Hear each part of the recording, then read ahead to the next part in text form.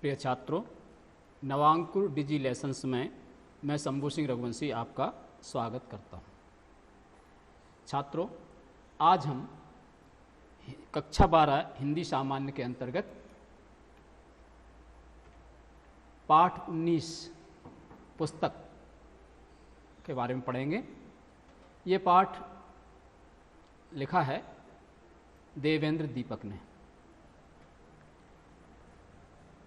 इस पाठ में, जैसा कि आप जानते हैं, पुस्तक किताब को कहते हैं। उर्दू में किताब, अंग्रेजी में बुक। इस पाठ में लेखक ने पुस्तक पर अपने विचार विमर्श किया है। तो पहले हम लेखक देवेंद्र दीपक का संक्षिप्त परिचय जानते हैं। इनका जन्म 31 जुलाई सन 1934 को सहारनपुर, उत्तर प्रदेश में हुआ था। इनकी शिक्षा, इन्होंने शालेय शिक्षा के बाद साहित्य रत्न, एमए हिंदी से, एमए अंग्रेजी से और पीएचडी की उपाधि प्राप्त की। इनकी रचनाएं सूरज बंती किरण, बंद कमरा, खुली कविताएं आपातकालीन थी। मास्टर धर्मदास, हम बौने नहीं, ये अंत्यज कविता है। भूगोल राजा का खगोल राजा का, ये काव्य नाटक है। भूगोल राजा का खगोल राजा का। दबाव, ये कठपुतली नाटक है। दबाव। महान शिक्षा शास्त्रियों के सिद्धांत, इन्होंने ये पुस्तक का अनुवाद किया। विचारणा वीथिका, कुंडली चक्र पर मेरी वार्ता आदि इनकी रचनाएं हैं। भाषा शैली, शब्द विपर्यय के चमत्कार से गद्य रचनाओं में भाव सौंदर्य में वृद्धि हुई है। शब्द विपर्यय माने शब्द बार बार आना, एक ही शब्द से शुरुआत होना किसी वाक्य की, शब्द विपर्यय होता है। इस पुस्तक में भी आप देखेंगे। भाषा इनकी सहज है, स्वाभाविक है, खड़ी बोली है, बोलचाल की भाषा है। इस खड़ी बोली में बीच बीच में उर्दू अंग्रेजी के शब्दों का भी समावेश है और मुहावरों का भी यथास्थान प्रयोग हुआ है। तो ये इनका संक्षिप्त परिचय था। इस पाठ का सार जानते हैं। वास्तव में इस पुस्तक पाठ में लेखक ने अपने विचार प्रकट किए हैं कि जीवन यापन में पुस्तक का क्या महत्व होता है। अनेक तरह से पुस्तक मनुष्य के लिए उपयोगी होती हैं। पुस्तक की जब रचना होती है तब से लेकर और पुस्तक की समीक्षा होती है, पुस्तक का वितरण होता है, विक्रय होता है, भंडारण होता है और उसमें प्रक्षेप किए जाते हैं आदि अनेक विषयों पर लेखक ने अपने विचार व्यक्त किए हैं। इसकी चर्चा व्यवहारिक है। शिक्षा केंद्रों में पुस्तक की महत्वपूर्ण भूमिका होती है। पुस्तकें ज्ञान विज्ञान के महत्वपूर्ण साधन होती हैं।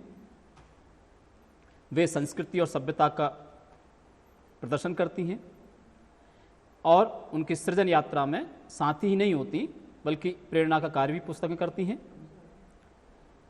यही वजह है कि पुस्तकों की ये विशेषताएं कई लोगों को खटकी और उनके साथ षड्यंत्र हुए, उनके साथ खिलवाड़ हुए।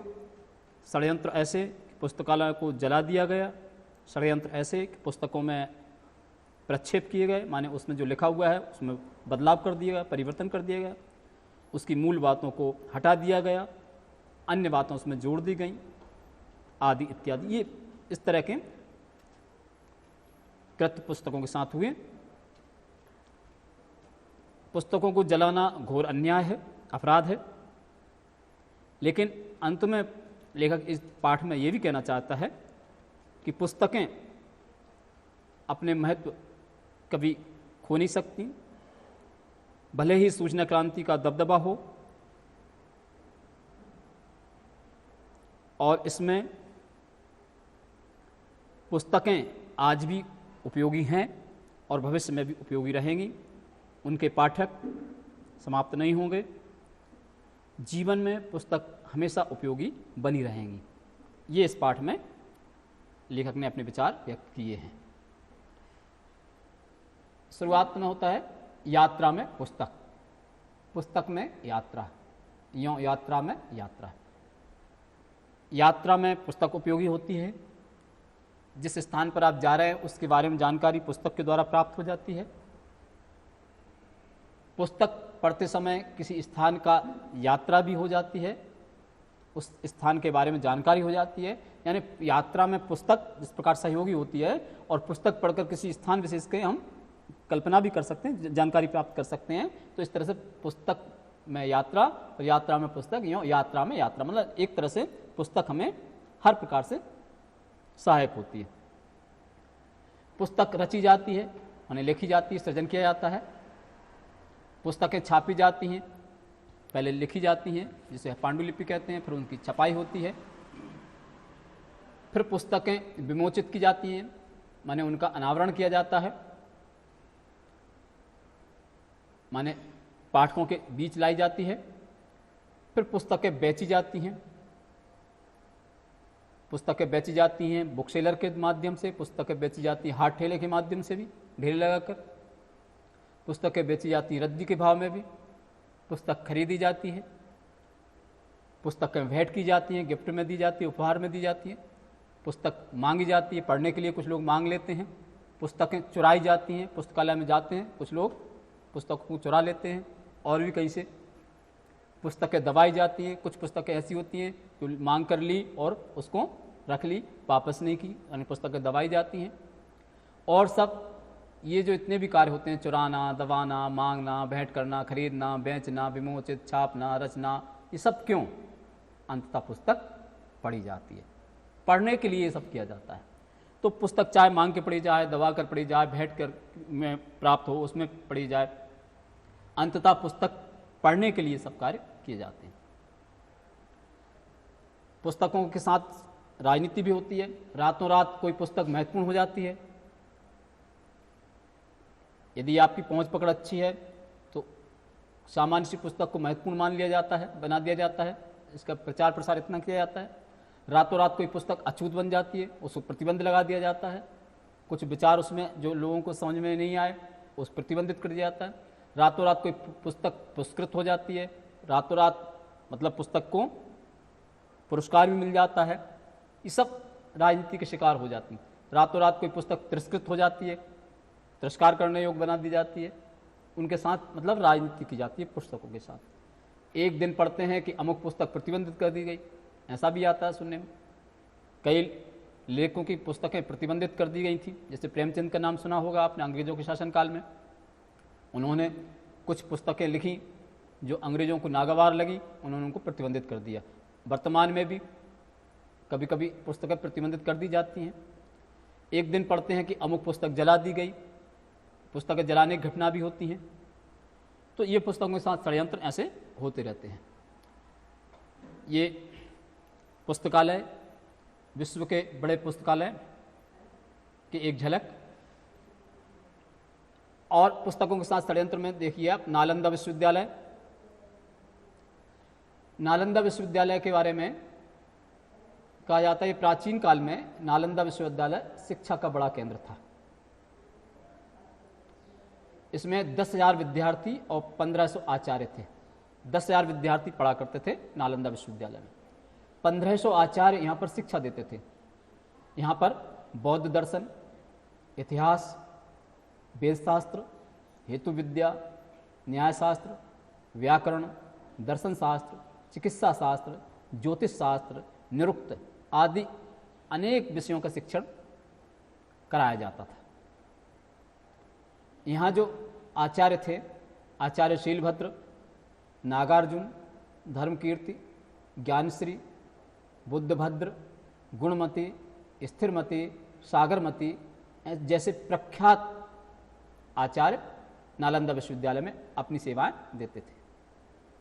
इस विश्वविद्यालय में पुस्तकालय को विशिष्ट क्षेत्र था। पुस्तकालय बड़े महत्वपूर्ण थे नालंदा विश्वविद्यालय में। अलग स्थान बनाया गया था, उस स्थान को धर्मगंज कहते थे। इसमें 3 पुस्तकालय थे, रत्नसागर, रत्नोदधि और रत्नरंजक। ये 3 बड़े बड़े पुस्तकालय थे। ऐसा कहते हैं कि रत्नसागर का जो पुस्तकालय था वो 9 मंजिल था। 9 मंजिल उस समय बना हुआ था, जिसमें पुस्तकें ही पुस्तकें थी। इतना विशाल काय पुस्तकालय, लेकिन एक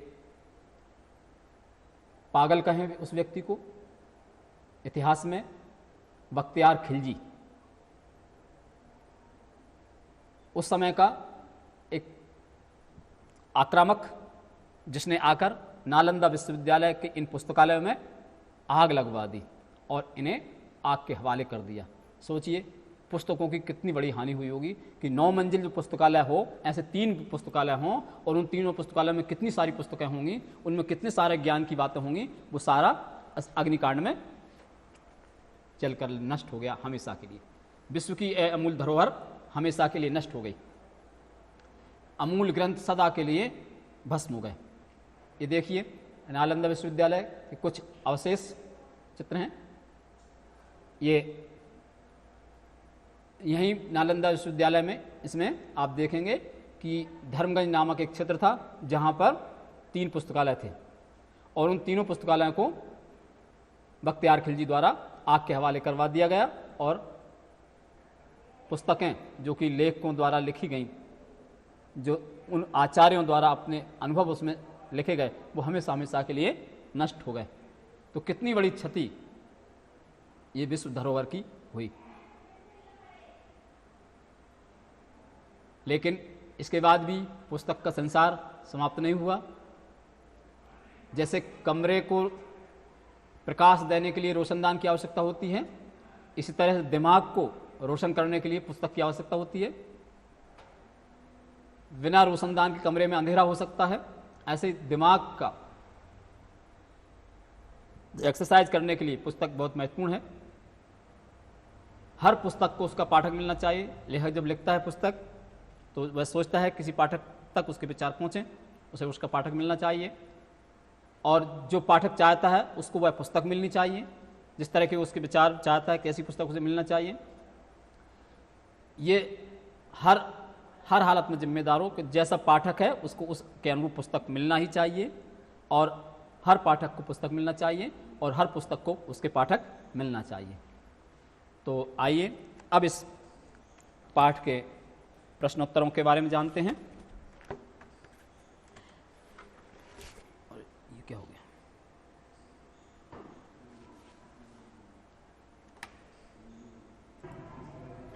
बख्तियार खिलजी के आक्रमण से क्या हानि हुई? बख्तियार खिलजी के आक्रमण से सबसे बड़ी हानि नालंदा पुस्तकालयों को जलाने से हुई, जिसने नालंदा के जो पुस्तकालय थे 3, उन तीनों पुस्तकालयों को में जो पुस्तकें थीं उन सबको जलवा दिया और हम विश्व की एक महान धरोहर से वंचित हो गए हमेशा के लिए। उन पुस्तकों में जो ज्ञान था, जिसके कारण भारत को विश्व का गुरु कहा जाता था, वो ज्ञान जलकर नष्ट हो गया। पुस्तकें पढ़ने की आदत कम क्यों होती जा रही है? आजकल सूचना क्रांति का दौर है, दूरदर्शन का ज़माना है, इस कारण से लोग इलेक्ट्रॉनिक मीडिया की ओर जाते हैं, पुस्तकें कम पढ़ते हैं, टीवी की ओर उन्मुख हो जाते हैं। नालंदा विश्वविद्यालय में कौन कौन से 3 पुस्तकालय थे? नालंदा विश्वविद्यालय में रत्नसागर, रत्नोदधि और रत्नरंजक नामक 3 विश्वविद्यालय थे। पुस्तक व यात्रा का क्या संबंध है? पुस्तक बाहरी व भीतरी यात्रा का समवाय है, माने बाहर और भीतर दोनों में एक समानता का कार्य, जोड़ने का कार्य करती है।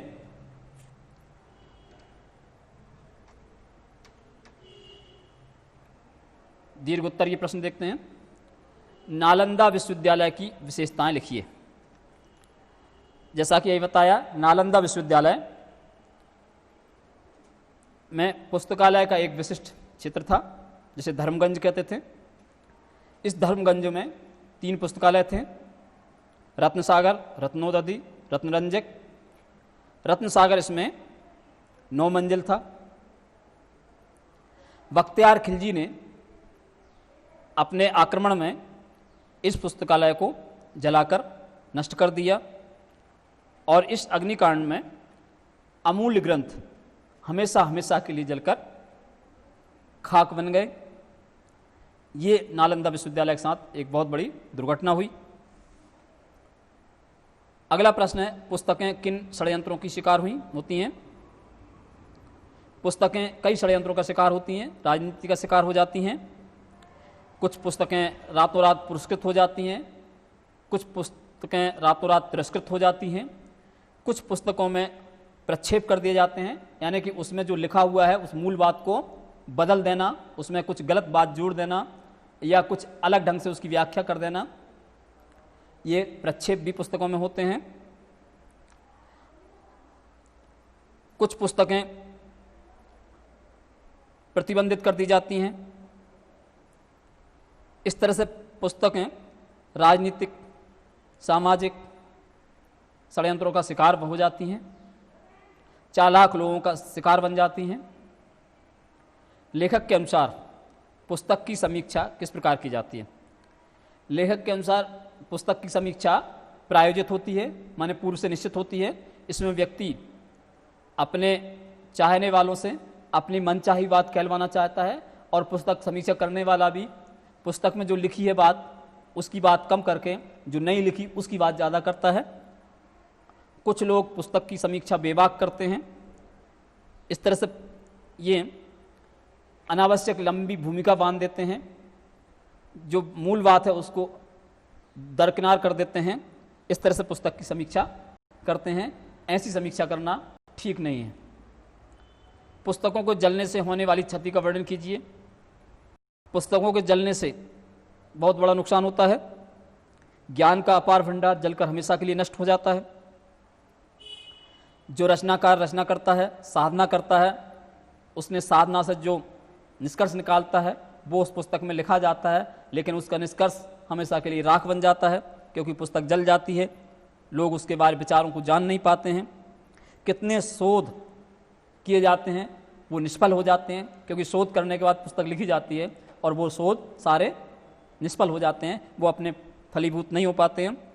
कितने ही चिंतन मनन हमेशा के लिए नष्ट हो जाते हैं। बहुत चिंतन मनन के बाद कोई पुस्तक लिखी जाती है, लेकिन जब वो जला दी जाती है तो वो चिंतन मनन हमेशा के लिए नष्ट हो जाता है। तो विश्व के ये धरोहर हमेशा हमेशा के लिए राख हो जाती है। पुस्तक का जलना बहुत बड़ी हानि होती है जिसकी भरपाई नहीं की जा सकती। धन्यवाद।